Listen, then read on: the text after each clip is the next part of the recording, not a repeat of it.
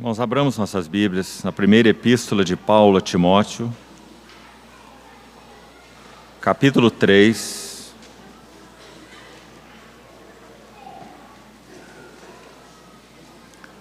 Vamos ler dos versos 14 a 16.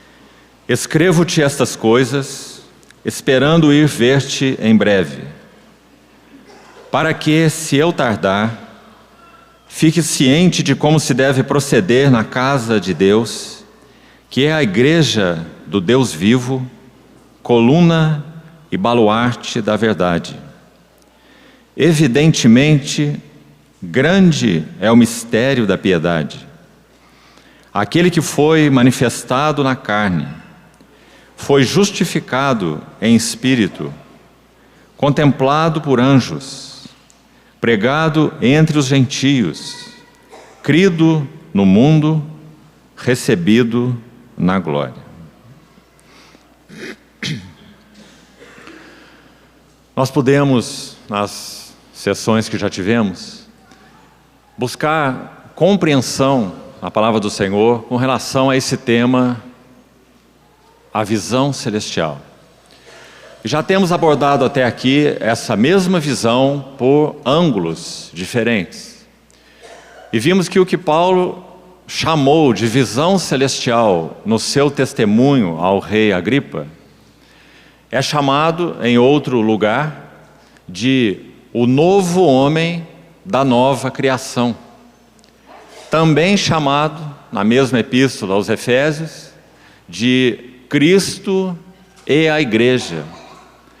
Particularmente, essa visão celestial se compõe da intenção eterna de Deus de fazer reunir, congregar e colocar debaixo de Cristo como cabeça todas as coisas.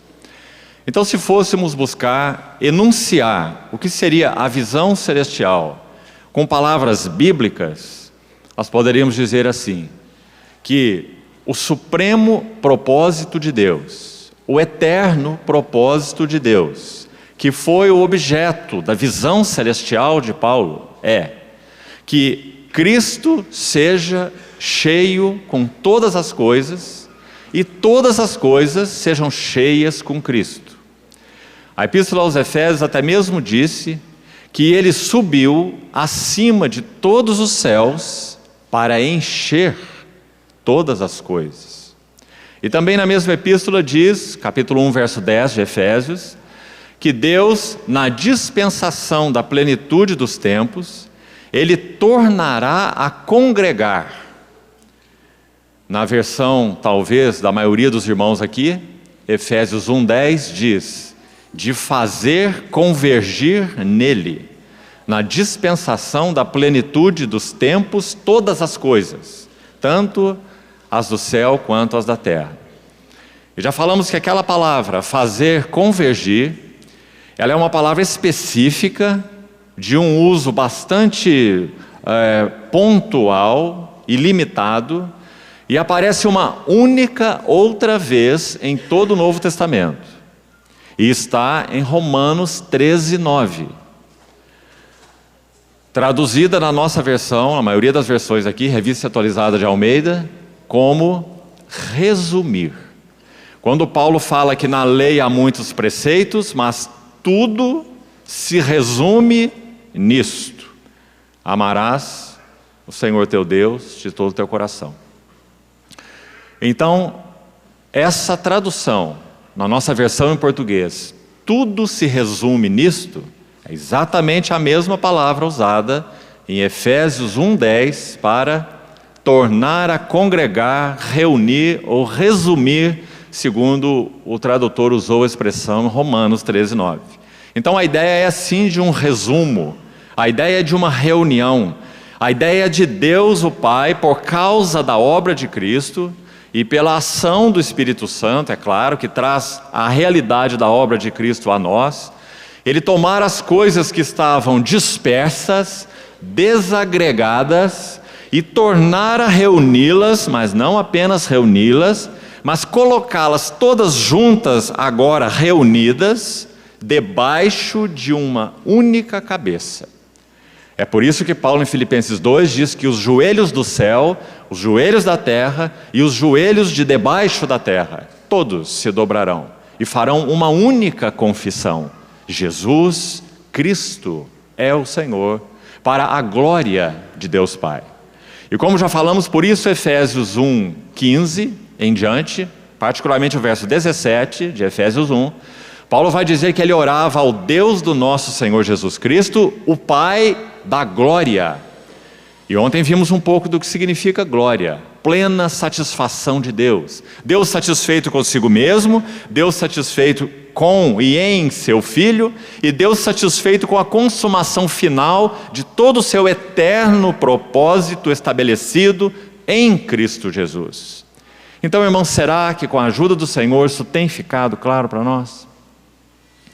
Não são assuntos acadêmicos. Irmãos, há aqui uma diferença sutil, uma nuance sutil, que seria tão importante que você pensasse a respeito dela. Nós podemos até mesmo separar as doutrinas de Cristo. Nunca considere de pouco valor doutrinas. Se nós não temos doutrinas sólidas, nossa fé não tem base, não tem fundamento.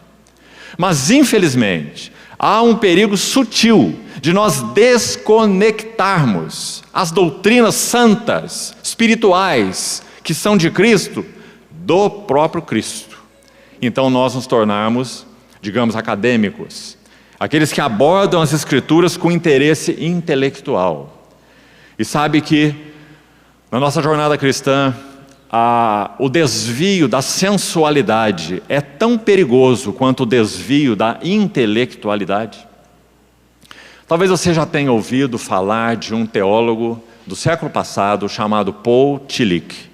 Ele foi um liberal, um dos liberais.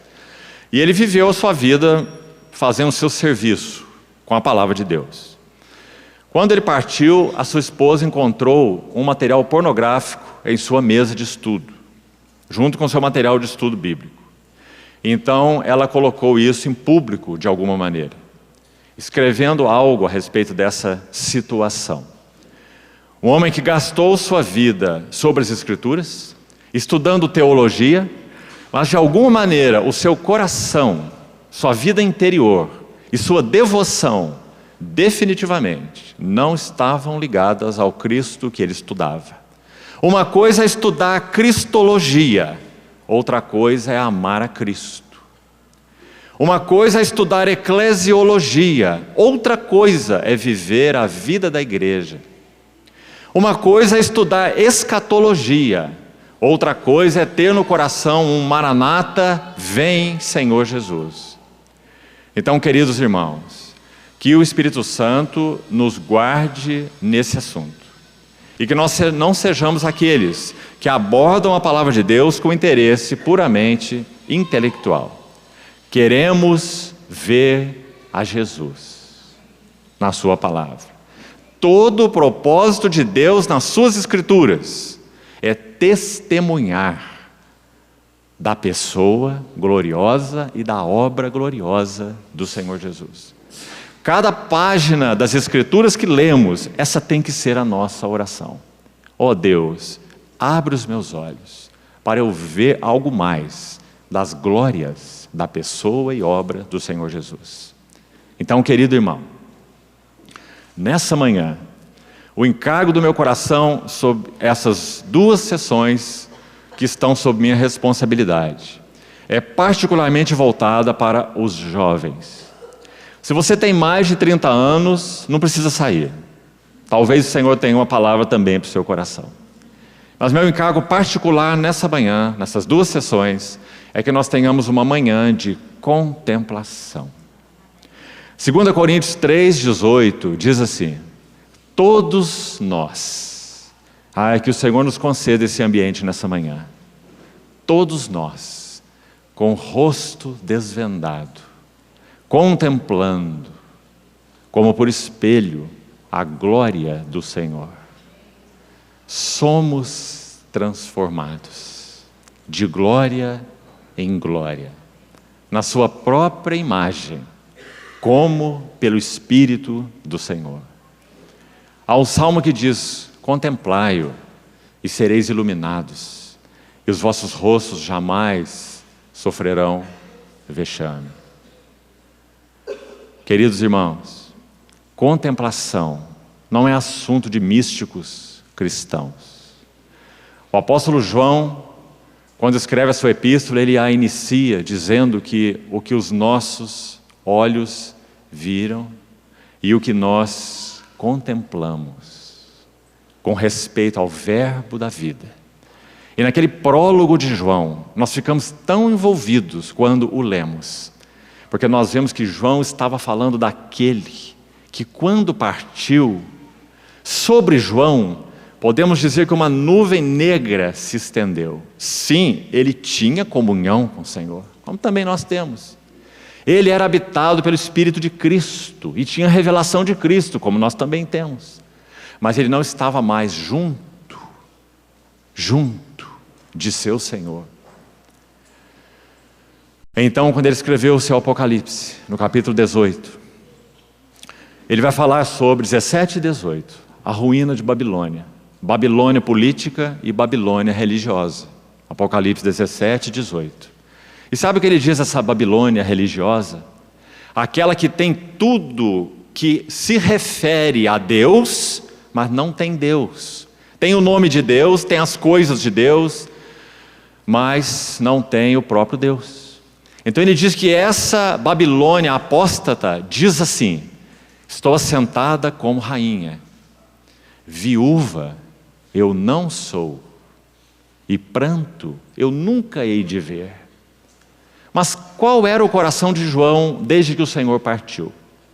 Certamente, o coração de João, quando aquela nuvem encobriu o Senhor dos seus olhos no monte da Ascensão, das Oliveiras, de Betânia, segundo Lucas, o coração de João se torna o coração de uma viúva. Agora, tudo que João tem a nos dizer é: não ameis o mundo, nem as coisas que no mundo há. Porque se alguém amar o mundo, o amor do Pai não está nele. Então esse era o coração de João. E esse deve ser o coração da igreja. Nós somos viúvas. Nós ainda não vemos o nosso Senhor face a face. Por isso ele escreve na sua epístola: essa é a nossa esperança. Amados, agora somos filhos, mas ainda não se manifestou o que havemos de ser. Na vida cristã há sempre essa tensão entre o já e o ainda não. Somos já os filhos de Deus, mas ainda não se manifestou o que havemos de ser. Por isso nosso espírito geme, aguardando a adoção de filhos, a redenção do nosso corpo. Então, queridos irmãos, graças sejam dadas ao Senhor, porque nós fomos chamados para viver, enquanto o aguardamos, uma vida intensa de devoção a Ele. Bendito seja o seu nome. Então que o Senhor nos guie nessa manhã, para que tenhamos 2 sessões de contemplação. Antes de entrarmos, e claro, nós vamos focar-nos exclusivamente nessas 2 sessões, na pessoa e na obra do Senhor Jesus. Nem mesmo nessa sessão nos interessa, em primeiro plano, nada sobre a igreja, nada sobre nenhuma outra coisa, mas exclusivamente sobre essa pessoa santa, o Verbo encarnado de Deus, sua pessoa e sua obra. No texto que nós lemos em 1 Timóteo 3, particularmente o verso 16, completando essa introdução, a palavra que é usada aí nas nossas versões, traduzida como evidentemente, localize aí, 1 Timóteo 3,16, essa palavra na língua original tem um sentido amplo. Claro que tem esse, como o tradutor erudito, João Ferreira de Almeida, fez, mas também a palavra tem o sentido de confessadamente. A palavra também tem o sentido de sem controvérsias, dizendo que é algo que é senso comum. Então poderíamos dizer que assim Paulo escreveu no sentido mais amplo dessa palavra. Ele está dizendo, confessadamente, grande é o mistério da piedade. Fora de qualquer questão, grande é o mistério da piedade. Ou, como senso comum, grande é o mistério da piedade. Por que nós estamos enfatizando isso? Porque os aspectos que se referem à pessoa e obra do Senhor Jesus são assuntos da nossa confissão. Nossa confissão de fé tem fundamentos. Nós estamos aí sem base sobre os nossos pés. E 1 Timóteo 3,16 vai nomear de maneira muito sintética, mas maravilhosa, quais são esses fundamentos de nossa fé. Então olhe onde o texto começa e onde ele termina. Um pequeno resumo que só o Espírito Santo poderia fazer, frases tão sintéticas e que contém tanto por trás delas. Então quando ele vai descrever esse mistério da pessoa gloriosa, do Verbo eterno, Filho eterno de Deus, feito carne, ele usa essas frases. Aquele que foi manifestado na carne. Quanto conteúdo há por trás disso? Irmãos, ele está falando de todo o mistério da encarnação, em uma frase, que João insiste tanto na sua epístola. Aquele que não faz essa confissão é o anticristo. Aquele que não confessa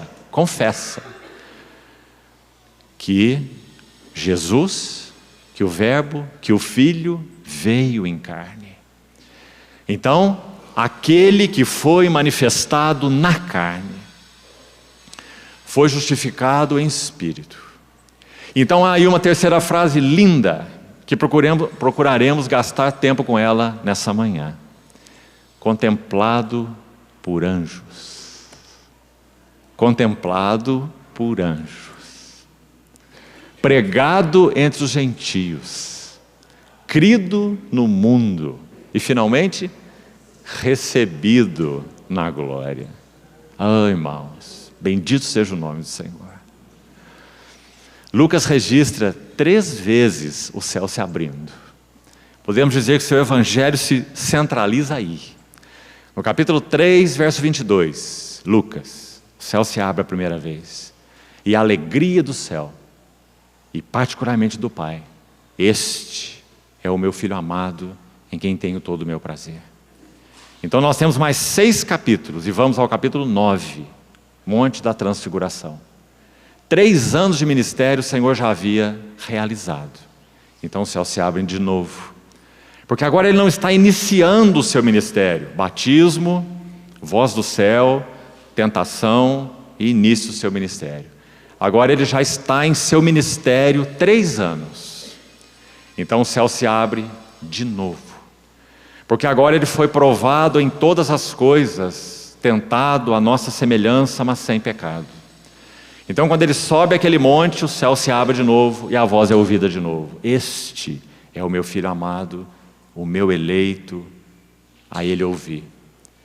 Então de Lucas 9 a Lucas 24, veja, quase a imensa maioria do Evangelho foi escrita para registrar 6 meses apenas.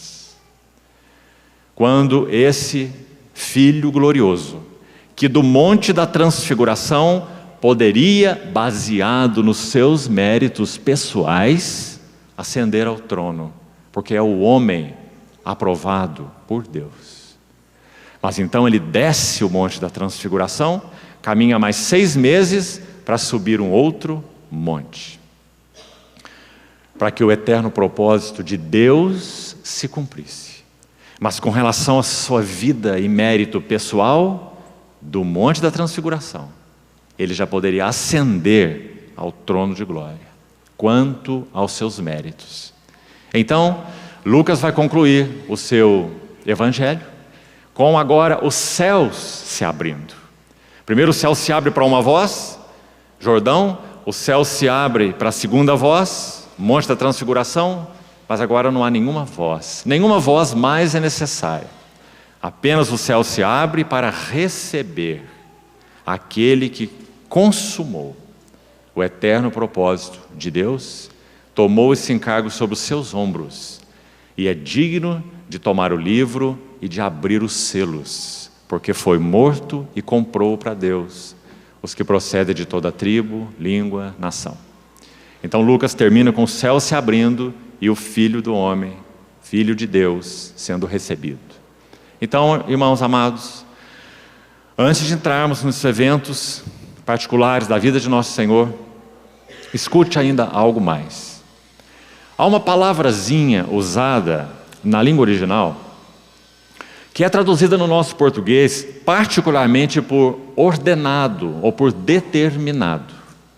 E ela tem um sentido também mais amplo do que isso. A palavra, se fôssemos transliterar do grego para nós, para compreendê-la, seria orizo. H-O-R-I-Z-O. Raiz da nossa palavra, horizonte. Ou seja, algo que delimita, algo que marca um escopo, compreendeu? Um limite, orizo. Essa palavra orizo aparece no Novo Testamento 8 vezes. Nós vamos ler rapidamente, para a nossa introdução, 2 lugares onde essa palavra é usada particularmente com relação a Jesus Cristo. E antes de lermos, para já ficar claro para nós e entrarmos no centro do encargo dessa manhã, a ideia nesses versículos, então, é que Cristo, Jesus, o Filho, Ele é o horizonte de Deus. Significa que o Senhor Jesus é o escopo, o limite, a baliza. Essa palavra também, horizô, pode ser traduzida por baliza, por marcos, limites. O Senhor Jesus é a baliza de Deus, é o varão balizador de Deus, Ele é o varão delimitador de Deus, ou seja, tudo que Deus fez e faz, Ele fez e faz em Cristo. Então nós vamos a 2 versículos, são 8 citações, nós vamos a 2 que particularmente nos interessam. Então vamos primeiro a Atos capítulo 10, Atos 10, 42.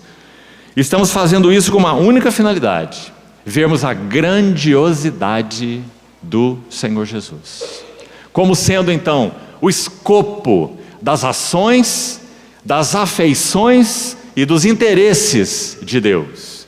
Jesus Cristo é o escopo das ações, das afeições e dos interesses de Deus. Atos 10, 42 diz assim: e nos mandou pregar ao povo. Você sabe que Pedro aqui está pregando na casa de Cornélio, aos gentios. E nos mandou pregar ao povo e testificar que Ele é quem foi constituído. Aí está a palavra orizo, aqui traduzido por constituído, ou estabelecido, ou ordenado. Ele foi constituído por Deus, juiz de vivos e de mortos. Então, nesse primeiro texto, o que já está claro para nós? Que o Senhor Jesus é o varão baliza de Deus. Ele é o varão escopo de Deus, o varão delimitador de Deus, porque Ele foi constituído, ordenado por Deus, o juiz de vivos e de mortos. Agora vamos ao próximo, ainda em Atos, capítulo 17, verso 31. E o verso que já lemos no capítulo 10 vai lançar muita luz sobre esse do capítulo 17.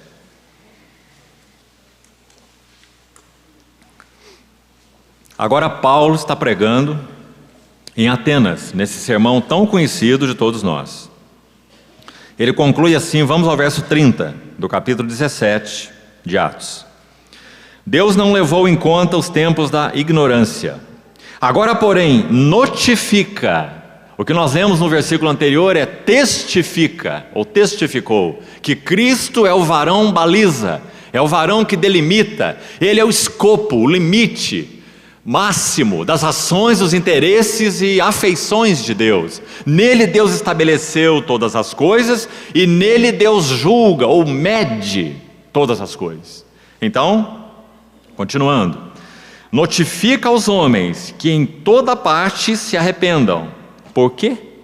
Próximo verso vai dizer, porquanto. Ele notifica que se arrependam, porquanto ele estabeleceu um dia em que há de julgar o mundo com justiça. Talvez aqui a melhor expressão seja em justiça, já que a preposição no grego é em, que também pode ser traduzida por com. Mas aqui o sentido melhor seria em, para que ficasse mais claro. Deus há de julgar o mundo em justiça, e de novo, por meio de, é a mesma preposição no grego em. Então são dois em. Julgar o mundo em justiça, em um varão. E agora a palavra que destinou. Aí está a palavra orizou. Destinou, segunda vez. Então o que nós estamos vendo aqui nesse versículo? Que Deus estabeleceu, ordenou o Senhor Jesus como seu varão horizonte, o seu varão delimitador, o seu varão baliza. Então todas as coisas dos homens, todas as coisas de todas as coisas, dos anjos inclusive, elas serão julgadas segundo o varão medida de Deus, porque Ele é esse horizô de Deus, Cristo. Nele, Deus mede e julga todas as coisas. Então aqui completamos nossa introdução. O foco central não é esse. E agora nós vamos ver por que o Senhor Jesus é esse varão baliza de Deus. Porque Ele é o horizonte de Deus. Guarde particularmente isso. Ele é o escopo. Escopo significa limite máximo. Ele é o escopo de todas as ações de Deus. Ele é o escopo de todas as afeições de Deus. Este é meu Filho amado e nele eu tenho todo o meu contentamento.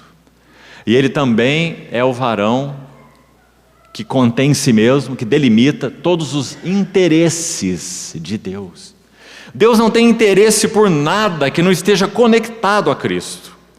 Porque Deus amou o mundo de tal maneira que deu o seu Filho. Isso significa que Ele amou os que não creem, mesmo que os não creem não estejam conectados diretamente a Cristo. Porque Deus os ama. Porque eles foram feitos por Cristo. Moldados, criados, afeiçoados por Cristo mesmo. Então Deus enviou seu Filho ao mundo porque amou o mundo. Agora, quando o propósito de Deus se consumar, queridos irmãos, então essa régua vai passar. E agora aquilo que tem relação de conexão e de união com Cristo, permanecerá. Aquilo que não tem relação com Cristo, não subsistirá. Não é isso que Paulo escreveu em 2 Tessalonicenses capítulo 1? Que aqueles que não têm essa relação de Cristo, quando na consumação dos propósitos de Deus, eles serão banidos. Palavra forte que Paulo usa em 2 Tessalonicenses 1. Banidos da face do Senhor e da glória do seu poder. Quando do céu se manifestar, para que nos santos sua glória seja vista. 2 Tessalonicenses 1, de 10 a 12. Então, o motivo do Senhor Jesus ser o varão baliza, o varão medida, o varão horizonte de Deus, é por causa da sua santa e digna pessoa. Agora, irmãos, então vamos seguir com a nossa tarefa central nessas duas sessões. Vamos ver um pouco da vida desse varão aprovado por Deus, em alguns eventos centrais. Vamos ao primeiro deles, encarnação. Vamos abrir nossas Bíblias em Lucas capítulo 2. Lucas capítulo 2. Vamos extrair alguns versículos bem objetivamente daqui e vamos seguir com os outros eventos. Queridos irmãos, se nós cremos que toda a glória de Deus, por favor, preste bem atenção, ela se centraliza na que é chamada a segunda pessoa da Trindade, e tomamos muito cuidado com essa expressão, Agostinho, por exemplo, disse que usava essa palavra pessoa porque ele não encontrava outra melhor, porque nós não conseguimos colocar Deus em uma caixinha, não é? A maneira que temos para dizer que há distinção de pessoas no único Deus é usar a palavra pessoa. Nós não temos uma palavra melhor no nosso vocabulário, mas temos que ser muito cuidadosos com ela. Então, nessa pessoa distinta, chamada o Filho Eterno, gerado de Deus, em Deus, nessa pessoa é que toda a glória da divindade é conhecida. Por isso ele é chamado de o Logos, ou o Verbo, que significa também, não só, mas também expressão. Logos, expressão, ou falar. Então, se é no Logos que toda a glória da divindade é conhecida, Apocalipse vai dizer que na Nova Jerusalém a glória de Deus a ilumina, mas há um lugar onde essa glória de Deus resplandece, e unicamente ali, o Cordeiro é a sua lâmpada. Assim é com relação à expressão do Deus Trino. Então, se nós cremos que é assim, nós temos uma pergunta. Não entre em especulação. Essa não é a nossa ideia aqui, fuja disso. Mas há uma pergunta a ser feita. Qual era a face que os anjos contemplavam quando, diante do trono de Deus, o adoravam e adoram? Antes mesmo da queda de Lúcifer, como o querubim da guarda ungido, nas palavras do profeta. Onde os anjos viam a glória de Deus? Onde ela estava? Como eles poderiam adorar a Deus na sua glória? Sem entrarmos em especulações, irmãos, parece claro pelas Escrituras que é na face do Filho. E que aquele lugar que Lúcifer almejou era o lugar que apenas o Filho possuía. Nas palavras do credo chamado Niceno, tão trabalhado por Atanásio no século IV, e tão maravilhosamente, ele diz que o Filho é luz de luz. Ele é Deus verdadeiro de Deus verdadeiro. Não são lindas essas palavras? Luz de luz. Deus verdadeiro de Deus verdadeiro.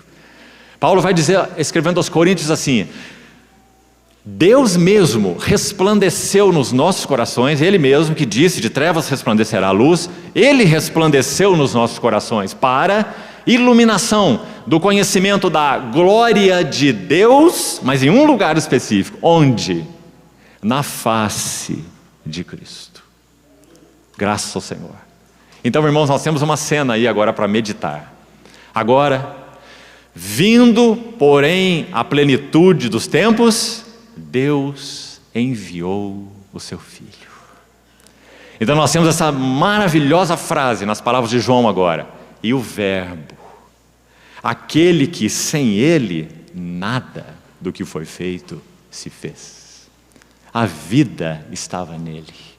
E agora o Verbo se fez carne e habitou entre nós, cheio de graça e de verdade.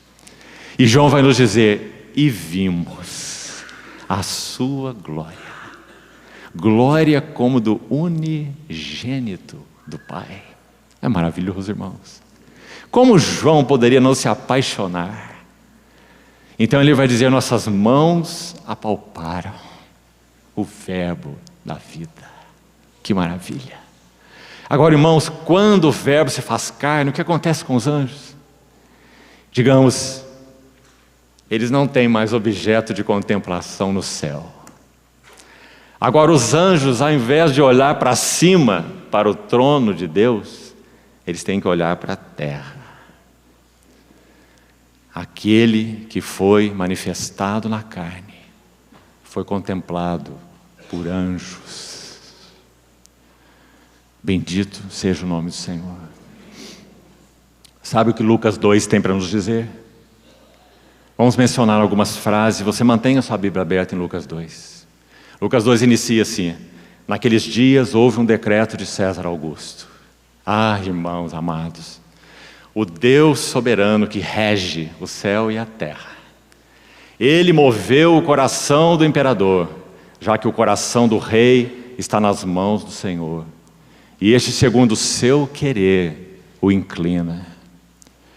Então ele age no coração de César Augusto, o maior homem sobre a terra, para que ele levante um censo de todo o seu império.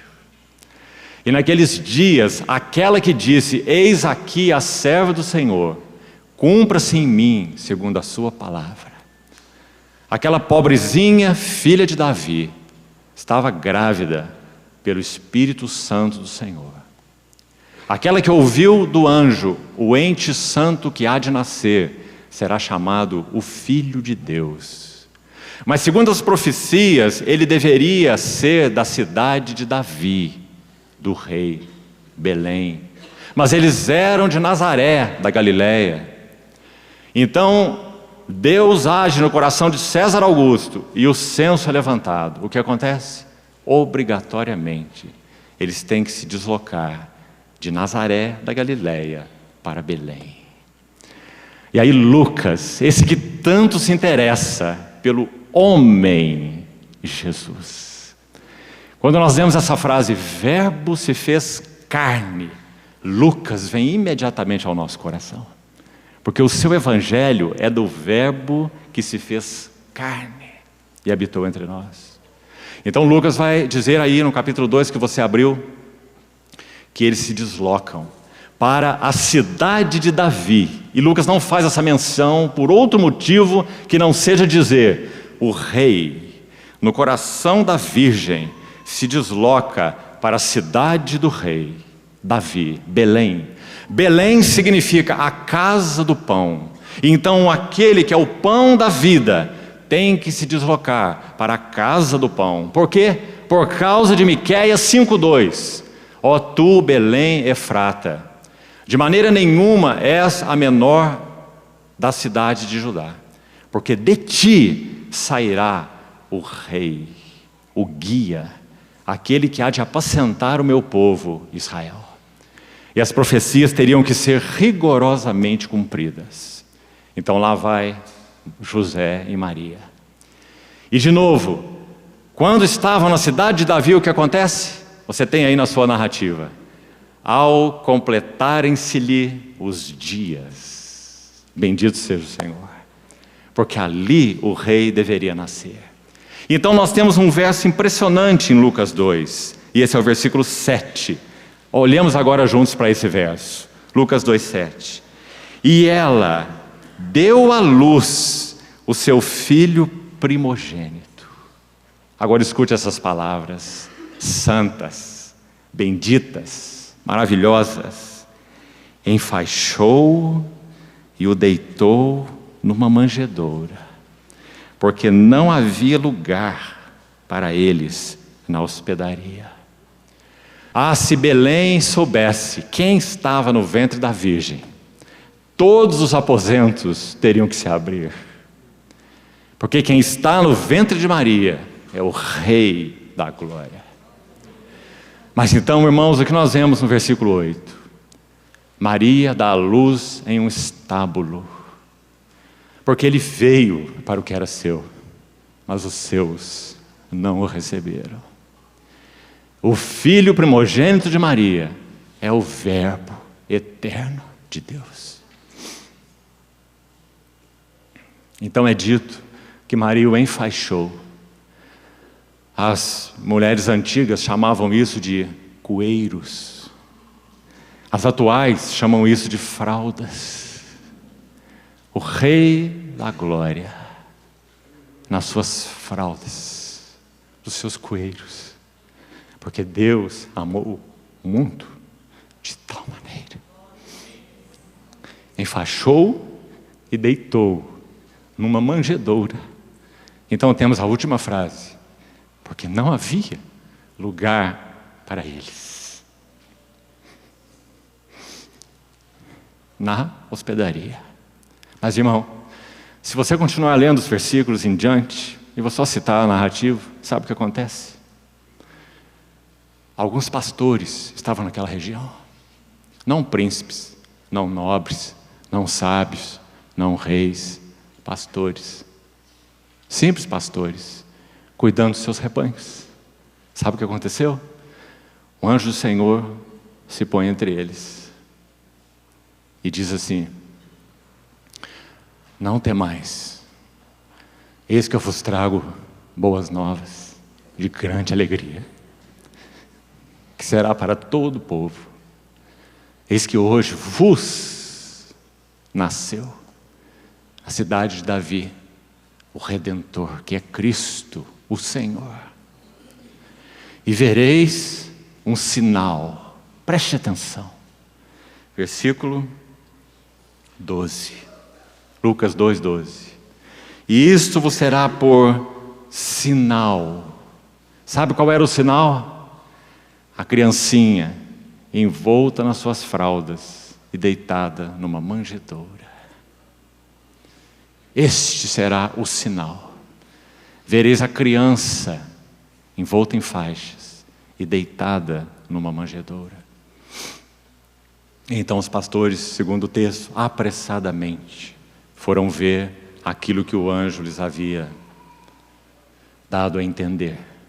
Mas, queridos irmãos, não apenas o anjo do Senhor se pôs entre eles, como diz aí, e, verso 9, a glória do Senhor brilhou ao redor deles, mas também, olhe com atenção, o verso 13, e subitamente apareceu com o anjo uma multidão da milícia celestial.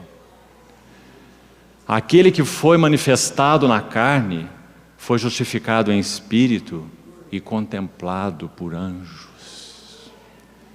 Pedro vai dizer na sua primeira epístola, capítulo 1, versos 10 a 12, que o mistério da encarnação e do Evangelho, ele contém coisas que anjos anelam perscrutar. Se nós fôssemos sugerir algo da voz dos anjos nesse evento, talvez nós poderíamos dizer que eles disseram assim: ele desceu, ele se esvaziou. Tende em vós a mesma mente que houve também em Cristo Jesus, pois subsistindo em forma de Deus, não julgou como usurpação o ser igual a Deus. Antes, a si mesmo se esvaziou, assumindo a forma de servo, tornando-se semelhante a homens e reconhecido em figura humana. A si mesmo se humilhou, enfaixou e deitou numa manjedoura. A si mesmo se humilhou, tornando-se obediente até a morte, e morte de cruz. Por isso, Deus o exaltou soberanamente. Ah, bendito seja o nome do Senhor. Então, amados irmãos, contemplarmos a encarnação gera espanto e admiração nos nossos corações. Ah, quando nós estivermos diante dele, vendo que esse homem ainda tem as marcas no seu lado, nas suas mãos, nos seus pés. Digno. Comporemos aquelas hostes concêntricas ao redor do trono, que dizem: digno, digno és de tomar o livro e desatar-lhe os selos, porque foste morto e com teu sangue compraste para Deus. Digno é o Cordeiro que foi morto de receber louvor, glória, honra. Então, queridos irmãos, a encarnação é um mistério tão maravilhoso. Que o Senhor nos ajude a contemplarmos o Verbo encarnado de Deus. Há muito na teologia sobre esse assunto. Mas tome cuidado até mesmo com a teologia, porque nós não podemos colocar essa pessoa em uma caixazinha teológica. É importante nós sabermos sobre as duas naturezas do Redentor. É importante nós sabermos que havia duas naturezas, mas uma única personalidade.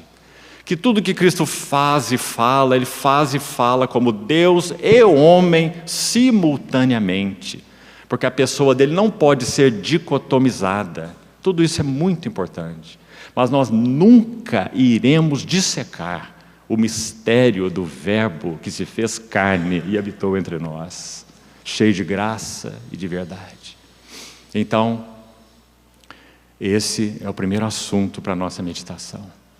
John Owen, um servo do Senhor que viveu durante o chamado movimento puritano, isso é o início do século XVII, ele escreveu muitas obras lindas.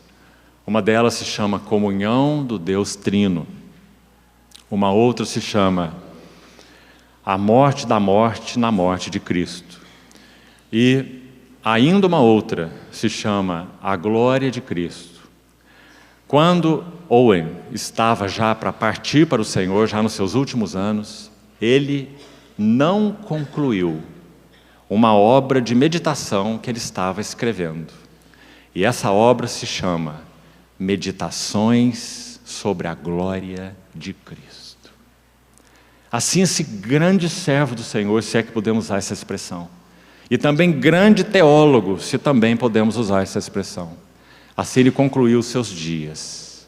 Meditações sobre a glória de Cristo. Que o Senhor abra nossos olhos, amados irmãos, para o mesmo objeto. O que seria de nós nos reunirmos nesses dias para falar sobre o eterno propósito de Deus, ou sobre a visão celestial, se nós não vemos quem é o horizonte de Deus? Quem é o varão baliza de Deus? Por que Deus estabeleceu esse eterno e glorioso propósito? Um motivo único: é por causa do seu Filho. Tudo o que Ele fez por causa de seu Filho. Tudo se centra nele. Ele ocupa todos os interesses de Deus, todas as afeições de Deus, toda a paixão de Deus. Tudo está focado no seu Filho. E irmãos, o Espírito dele veio morar em nós para nos fazer os mesmos apaixonados, para nos fazer aqueles que amam ao Senhor Jesus, Cristo, o Verbo encarnado de Deus. Vamos dar mais um passo. Esse Verbo encarnado, 30 anos depois de viver uma vida humana comum, com um único registro nesses 30 anos, quando ele tinha 12, e foi deixado para trás na caravana dos seus pais, esquecido em Jerusalém, quando da festa. Voltaram depois para procurá-lo, viram que ele não estava na caravana, e voltaram e encontraram o Senhor em meio aos doutores. E viram que aqueles doutores se admiravam, vendo a sabedoria dele. Mas há algo particular naquele relato. Quando Maria o indaga, como uma boa mãe cuidadosa, dizendo, meu filho, e também como uma boa mãe, ela coloca o pai primeiro. Ela diz, teu pai e eu estávamos aflitos à tua procura. Ela deveria dizer, eu e teu pai, que sem dúvida ela estava mais ansiosa. Mas ela diz, teu pai e eu estávamos à tua procura. Então o nosso Senhor, com 12 anos de idade, na época do Bar Mitzvah, nosso Senhor então disse a ela, não sabíeis que me cumpria cuidar dos negócios do meu pai? E Maria guardava essas coisas no coração. Porque Marcos vai nos dizer que o próprio Jesus era carpinteiro. Não só seu pai era carpinteiro, ele e o seu pai.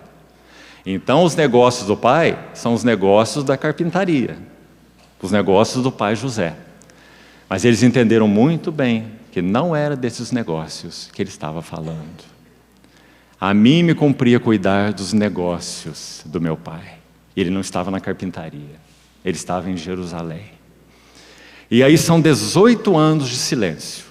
E agora nós chegamos no Jordão. E temos um segundo evento maravilhoso. Irmãos, resumidamente, é dito no Evangelho de João que João Batista não conhecia o Senhor Jesus. Eles tiveram um único encontro, sabe quando? Quando os dois estavam no ventre das suas mães. Isabel tinha 6 meses a mais de gravidez que Maria. 6 meses. E quando Maria ficou sabendo que Isabel estava grávida, então Maria foi visitá-la. E há aquele lindo relato em Lucas, que quando Maria saúda Isabel, a criança se estremece no seu ventre. E esse é João Batista. Ali nós temos um encontro do Redentor com o precursor, João Batista, a voz que iria clamar no deserto. Quando o precursor, de alguma maneira, ouve a voz daquela que era a mãe humana do Redentor, então o precursor estremece no seu ventre, porque ele clamaria no deserto, anunciando o caminho do Senhor. Nunca se viram, segundo o relato de João capítulo 1. João Batista vai dizer: eu não o conhecia. Mas então é dito que um sinal foi dado a João Batista, para que João o reconhecesse. João nunca o tinha visto. Como que João Batista o reconheceria? Aquele sobre quem você vir descer e pousar o Espírito Santo, esse é o Filho de Deus. Mas há um fato curioso. No relato dos evangelhos é dito que quando nosso Senhor, digamos, entra na fila daqueles pecadores que se apresentavam para o batismo, o Espírito Santo não havia descido sobre ele ali. O Espírito Santo desceu sobre ele apenas no Jordão, quando ele foi batizado. Então a pergunta agora é: como João Batista pôde reconhecer a Jesus? Porque certamente ele o reconheceu. Os evangelhos vão dizer que ele disse: tu é que vens a mim? Eu é que preciso ser batizado por ti, e tu vens a mim? Como João o reconheceu, se o Espírito não havia descido ainda sobre ele? Sabe qual é a nossa impressão, amados irmãos? Hebreus 7:26 tem a resposta. Hebreus 7:26. Com efeito, nos convinha um sumo sacerdote assim como este, santo, sem mácula, separado dos pecadores e feito mais alto que os céus. Em outras palavras, João Batista viu naquela fila que, segundo o registro de Mateus, havia publicanos, havia soldados, lembra-se? Haviam pessoas de todas as categorias que estavam ouvindo a voz de João e se entregando ao batismo de arrependimento. E digamos que agora naquela fila de pecadores aparece um semblante, que quando aquele trovão do deserto, chamado João Batista, dizia: raça de víboras, quem vos induziu a fugir da ira vindoura? O machado está posto na raiz das árvores. Jesus disse que João Batista é o maior dos profetas, e que nascido de mulher não há ninguém maior que João. Então, quando esse trovão levantava a voz no deserto, anunciando o juízo de Deus e a necessidade de arrependimento, então ele vê no meio daqueles pecadores uma face distinta, santo, sem mácula, separado dos pecadores. Então agora aquele trovão tem que se dobrar e dizer: eu é que preciso ser batizado por ti, e tu vens a mim. E agora nós temos a primeira expressão da cruz no ministério terreno do Senhor Jesus.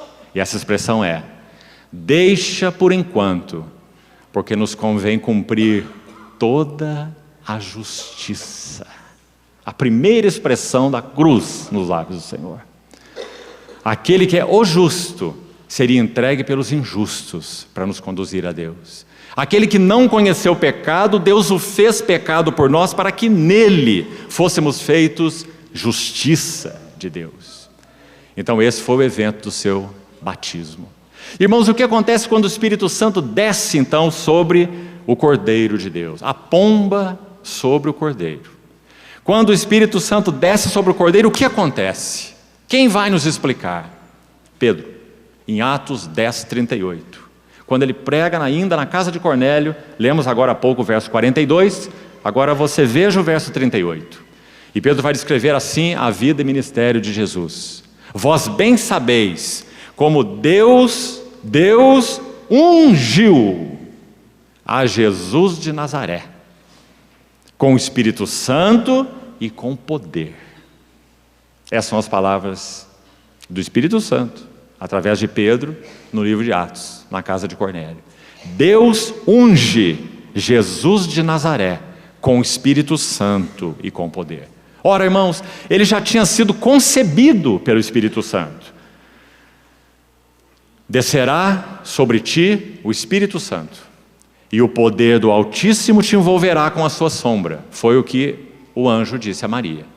Esse verbo foi gerado no ventre da Virgem por obra do Espírito Santo, concebido por obra do Espírito Santo, mas isso ainda não bastava. Para que ele exercesse o seu ministério terreno como homem e absolutamente homem, homem com tudo que isso significa, espírito humano, alma humana, corpo humano, fragilidade humana, vulnerabilidade humana, tentações humanas, fome humana, cansaço humano, dor humana. Então ele teria que ser ungido com o Espírito Santo. Aliás, depois disso, quando Nosso Senhor é tentado no deserto, e ele volta para a Galileia, muito tempo depois, ele entra na sinagoga de Nazaré num sábado, abre o livro do profeta Isaías, no capítulo 61, e lê aquele texto que todos nós conhecemos. O Espírito do Senhor está não em mim apenas, mas sobre mim, pelo que me ungiu para evangelizar os pobres, pregar libertação aos cativos. Que coisa maravilhosa! Nós temos na vida de Jesus agora, o Verbo encarnado, uma expressão clara do que a oferta de manjares tipificava. Não apenas a flor de farinha, que fala da natureza humana pura, perfeita, íntegra do Senhor Jesus, flor de farinha misturada com azeite, porque o Senhor foi concebido pelo Espírito Santo, de maneira única, singular. Mas também sobre a oferta de manjares era derramado vinho ou azeite. Então aquele bolo era misturado com azeite, mas também era ungido com azeite. E assim foi no Jordão. O Espírito Santo unge a Jesus de Nazaré. Para quê? Coloquemos assim: o Espírito Santo fará o elo necessário entre o servo de Deus e seu Deus, e o Filho amado e seu Pai, para que então ele execute o seu ministério no poder do Espírito Santo. Aquela vida humana precisava ser assistida pelo Espírito Santo, precisava ser equipada pelo Espírito Santo. Então, esse é o significado do batismo do Senhor. Então vamos à tentação. De novo temos o Verbo encarnado de Deus, agora se sujeitando 40 dias à tentação. Claro que não vamos entrar nos detalhes delas, mas em um ou dois pontos principais precisamos tocar. O primeiro: qual é a essência dessas três tentações? O que esse Verbo encarnado estava fazendo lá? Estaria sendo proposto a ele, finalmente, assumir o reino sem a cruz.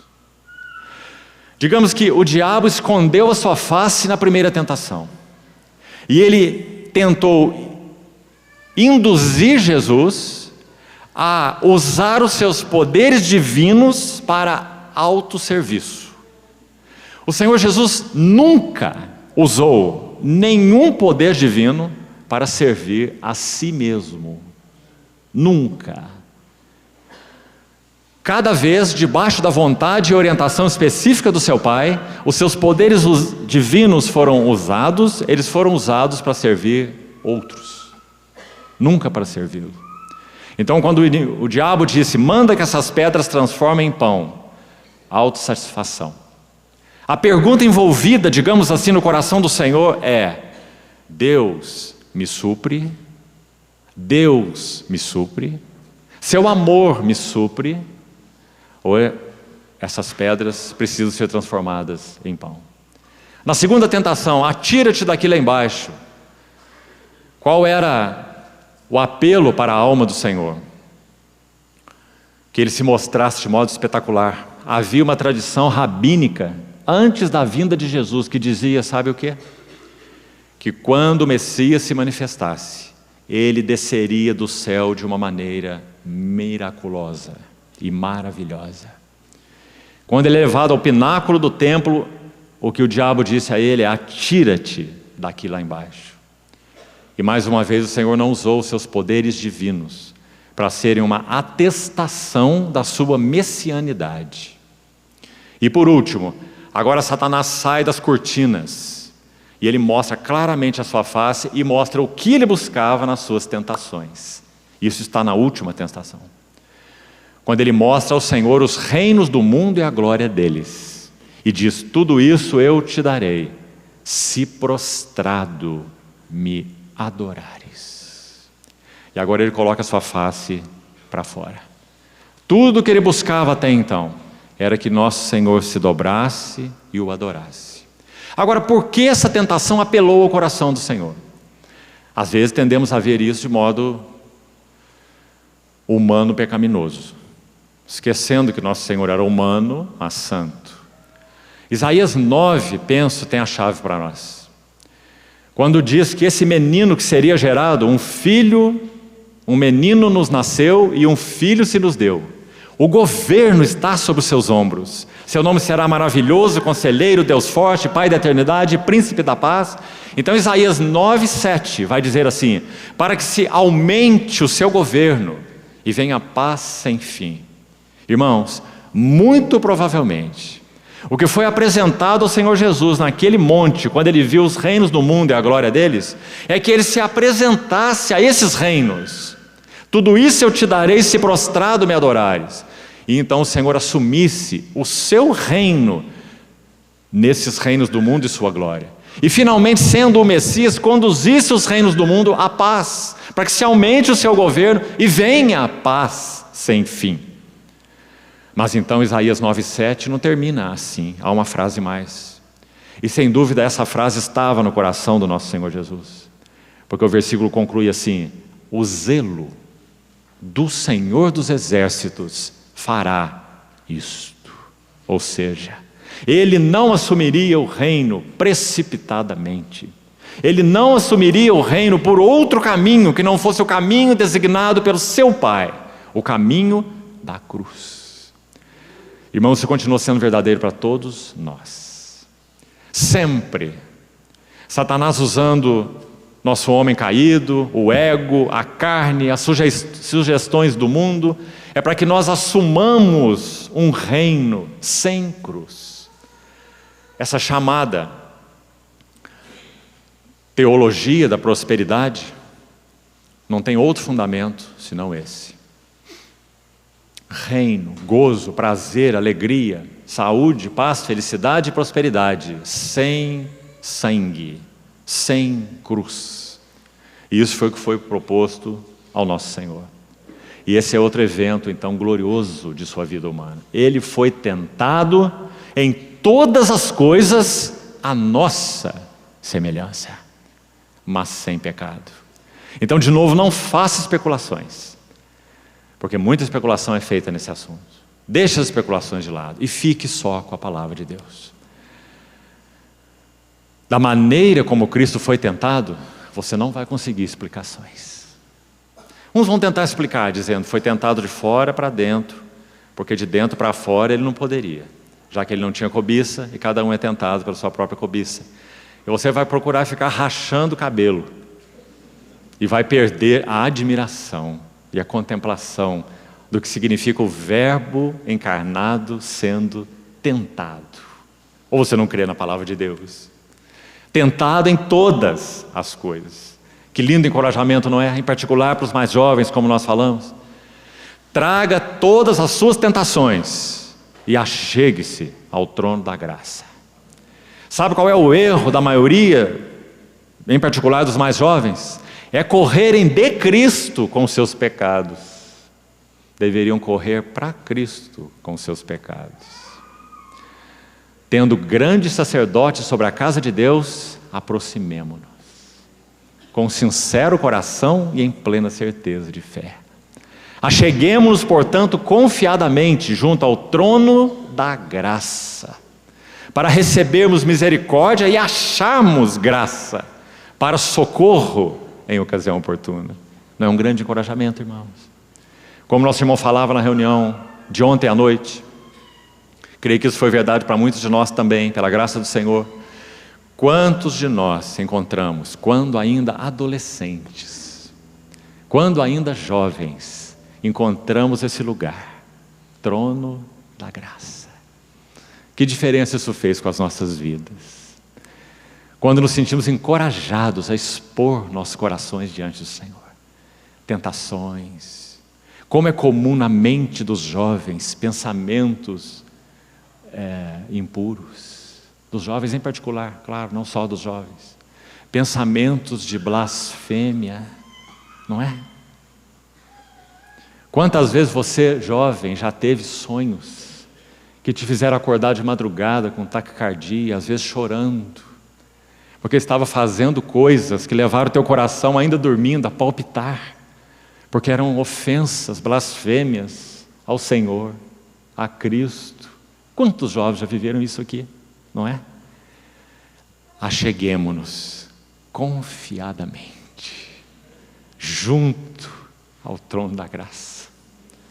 Quantos jovens já passaram por depressão, ainda tão jovens, adolescentes, jovens, tão comum nessa fase, mais comum nos nossos dias, porque nós vivemos em um mundo de intensa pressão, ser o melhor, estudar, cursinho, faculdade, especialização,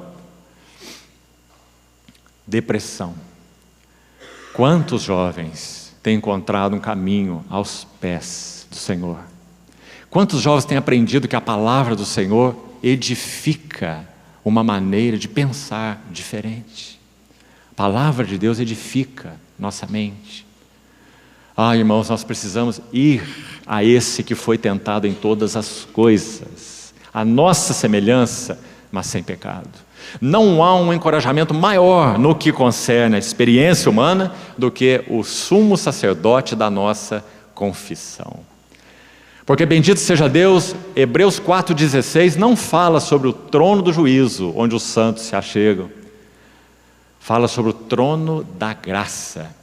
E não há como duvidarmos que o que o autor de Hebreus tem em mente é o hilasterion, propiciatório, onde o sangue era derramado pelas mãos do sumo sacerdote uma vez por ano. Agora, acabou isso. Temos grande sumo sacerdote que penetrou os céus. E conservemos firmes a nossa confissão, porque nós não temos um sumo sacerdote que não possa se compadecer das nossas fraquezas. Graças ao Senhor. E como esse texto continua entrando pelo capítulo 5 de Hebreus, que esse sumo sacerdote, quando era escolhido, ele tinha que ser capaz de condoer-se. Não é linda essa palavra? Condoer-se. Você tem tido dor com relação aos assuntos que ferem o Espírito Santo no seu coração? Saiba que Cristo também tem. Por você e com você. Ele tem que ser capaz de condoer-se dos ignorantes e dos que erram. Hebreus capítulo 5. Porque ele é o filho sacerdote. Irmãos. Então meditar sobre as tentações do Senhor Jesus, sim, é algo maravilhoso. Saber o que isso significou para ele e saber o que isso significa para nós. Depois da tentação nós temos a transfiguração. Vamos concluindo essa primeira sessão por aqui, mais esse evento. Nosso Senhor sobe ao monte, provavelmente Hermon, já que ele estava indo para as bandas de Cesareia de Filipe, e nós sabemos que as bandas de Cesareia de Filipe são caminho do monte Hermon. Os que já estiveram lá já constataram isso. A outra Cesareia é a Cesareia Marítima, as margens do mar Mediterrâneo, não tem a ver com a Cesareia de Filipe, é a outra Cesareia Marítima. Então, o Senhor Jesus estava indo para as bandas de Cesareia de Filipe, em direção ao Monte Hermon. E ali no Monte Hermon, o nosso Senhor se transfigura diante de 3 dos seus discípulos. O que isso significa? Significa como que abrindo uma fresta no véu da sua carne humana, agora ele ia mostrar para os seus discípulos, não por causa de si mesmo exatamente, mas principalmente por causa dos seus fracos discípulos, o frágil Pedro, o frágil João e o frágil Tiago. Já dissemos para os irmãos outra vez que os 3 discípulos foram chamados para serem achegados ao coração do Senhor de uma forma mais íntima, porque eram os 3 mais fracos e os 3 mais duros. Assim como você vai cozinhar a carne mais dura vai para a panela primeiro. Então o Senhor chamou aqueles 3 e trouxe para perto dele. Pedro iria negá-lo. João seria o apóstolo que teria que tomar sua cruz dia a dia por mais de 90 anos e seguir o Senhor. E Tiago seria o primeiro mártir entre os apóstolos e seria decapitado. Então o Senhor toma aqueles 3 e os prepara de maneira tão única. Quando ele sobe o monte da transfiguração, como que o véu da sua carne abre-se diante dos olhos dos 3 discípulos. Então Pedro vai dizer algo sobre isso na sua epístola, já um ancião. Nós fomos testemunhas oculares da sua majestade. Quando pela glória excelsa lhe foi enviada a seguinte voz: este é o meu filho amado, em quem eu me comprazo. Aí ele vai dizer: por isso tendes muito mais confirmada a palavra profética, e fazeis bem em atendê-la, como uma candeia que brilha em lugar tenebroso, até que o dia clareie e a estrela da alva nasça nos vossos corações. Que texto maravilhoso! Pedro está dizendo: todas as escrituras proféticas se cumpriram ali, naquela pessoa. Tendes tanto mais confirmada as escrituras proféticas, porque nós fomos as testemunhas oculares. Bendito seja o Senhor por esse evento da transfiguração. Sabe, irmãos, vamos fazer uma especulação santa aqui. Então você pode concordar ou discordar, não tem nenhum problema. Vamos pensar sobre Pedro depois da transfiguração seguindo o Senhor. Você se lembra quando o Senhor estava no Getsemane e aquela turba chegou com cacetes e lanternas para prender o Senhor? Você se lembra que o corajoso Pedro tira sua espada da bainha e decepa a orelha do servo do sacerdote, o Malco. Já dissemos que ele faz isso porque era um pescador, porque se ele entendesse de espada, ele ia acertar o meio da cabeça daquele servo. Mas como ele só entendia de vara, de rede e não de espada, a mira não era boa. Então ele acertou só a orelha. E nosso Senhor diz: embainha a tua espada, não beberei eu o cálice que o meu Pai me deu? Quando isso aconteceu, ou antes disso acontecer, provavelmente Pedro tinha o seguinte no seu coração: o Messias, Filho de Deus, nosso Senhor, o Cristo, o Filho do Deus vivo, que ele mesmo havia feito a confissão, aquele que eu vi e conheci no Monte da Transfiguração, ele vai de novo rasgar o véu da sua carne aqui. Ele vai colocar esse bando de malucos todos para correr, porque ele é o Cristo, o Filho do Deus vivo. Mas como o Senhor não o fez, e não o fez, e não o fez, e Judas chega, e os guardas chegam, e nada acontece, então Pedro tem que fazer pelo Senhor. E Pedro toma a sua espada e vai defender o seu Senhor. Então João é quem vai registrar no capítulo 18: não beberei eu o cálice que eu estou para beber? Que maravilhosas palavras. Então, irmãos, isso foi a transfiguração. E então chegamos no Getsemane, como acabamos de dizer. O Getsemane significa a batalha da vontade. O cerne do Getsemane é a questão da vontade. Não se faça a minha vontade, mas sim a tua vontade. Um poeta e cantor nacional, aliás, tem feito belas poesias de contemplação de Cristo, inclusive, esse cantor atual. Numa das suas músicas, ele diz assim, que chegará o dia quando a nossa, ou a vontade, esta rainha altiva, ela se renderá aos pés do seu único Senhor. A vontade, esta rainha altiva. Irmãos, nosso Senhor Jesus tinha uma vontade santa, não temos nenhuma dúvida disso. Mas ele tinha uma vontade, e o seu Pai tinha uma vontade. Qual foi o segredo da vida humana do Verbo de Deus? Ele toma sua vontade, ainda que santa, é sua vontade, e ele submete, alinha a sua vontade à vontade do Pai. O que significa: Pai, se possível for, passa de mim esse cálice. O que significa? O que significa para você, irmão? O que será que significou para o Senhor? Talvez, Não tenhamos outra maneira de entender, senão essa.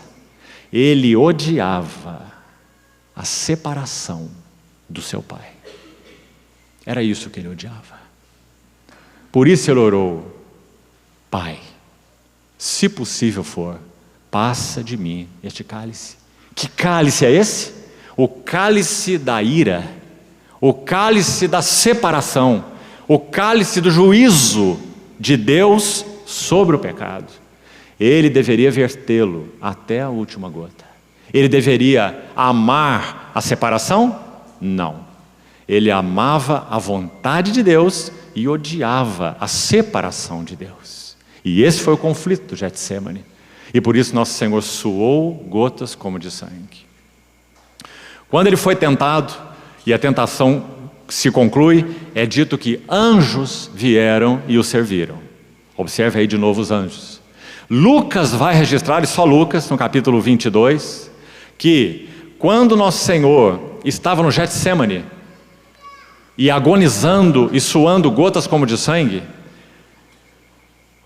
anjos vieram, ou um anjo, particularmente é citado ali, um anjo que o fortalecia. Algumas traduções usam a palavra confortava. A ideia é mais que confortava, é dava suporte, é fortalecia. Um anjo, de novo, você vê, que interessante. Anjos no seu nascimento, anjos na sua tentação, anjos no Getsemane. Anjos logo após o Getsemane, quando Judas chega com aquele bando para prender o Senhor, Pedro toma aquela atitude de cortar a orelha, o Senhor diz: eu não beberei o cálice. Sabe o que ele diz na sequência, segundo Mateus agora, capítulo 26? Não sabíeis que eu poderia rogar ao meu Pai, e Ele enviaria neste momento mais de 12 legiões de anjos. Que interessante essas menções sobre os anjos. Uma legião romana tem algo entre 8.000 e 10.000 soldados. 12 legiões de anjos são algo em torno de 120.000 anjos. O que seria o Império Romano diante de 120.000 anjos? Nada. Mas o nosso Senhor não rogou por socorro dos anjos, porque Ele disse: não beberia eu o cálice que o Pai me deu para beber? Então, irmãos, última citação para encerrarmos aqui, fazemos o intervalo e depois continuamos. Quando nosso Senhor vai à cruz, depois do Getsemane, cruz. Quando nosso Senhor vai à cruz, há um detalhe impressionante aí. É dito que deram-lhe a beber vinho com mirra, segundo um dos evangelistas.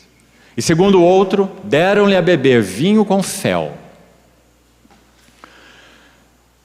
João registra no capítulo 18 que quando nosso Senhor tomou o vinagre, ele disse: está consumado. Vamos citar os textos na segunda sessão, não agora, precisamos fazer o intervalo, para nós fazermos uma distinção muito interessante aí. Nosso Senhor não toma o vinho com fel, ou vinho com mirra. Porque isso foi antes da cruz, no caminho para o Gólgota. Mas nosso Senhor toma o vinagre, não o vinho com fel e não o vinho com mirra, mas aquele vinagre que os soldados embeberam numa esponja, puseram no caniço e chegaram à boca do Senhor. Então João vai dizer: e tendo tomado o vinagre, disse: tetelestai, está consumado.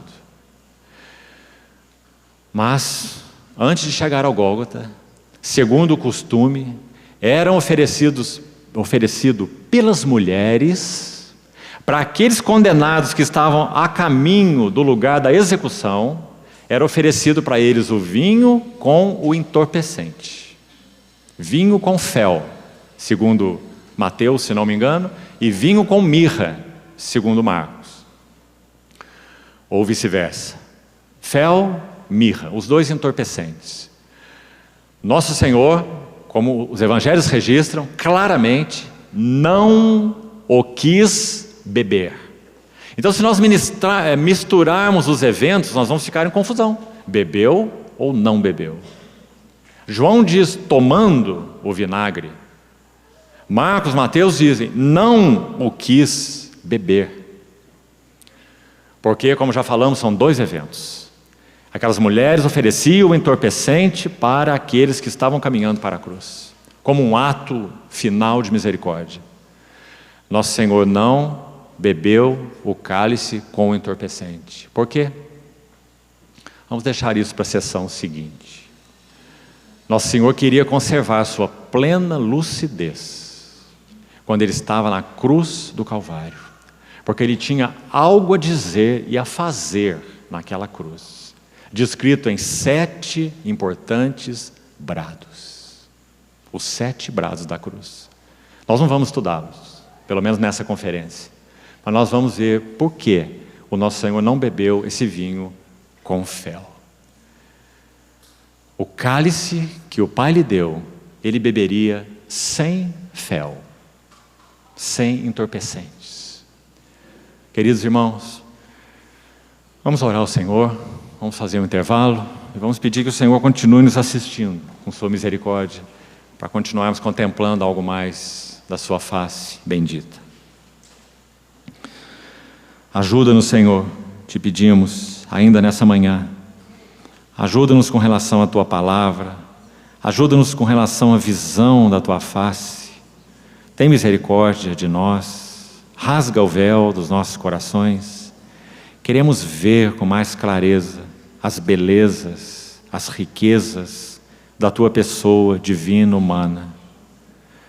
Obrigado pelo mistério da piedade que tem sido progressivamente revelado aos nossos pequenos corações. Nós te admiramos, Senhor. Nós nos assombramos diante de quem Tu és. Muito obrigado por Tua fidelidade, por Tua obediência, por Teu amor até o fim. Bendito é Teu nome. Te louvamos, Senhor. Amém.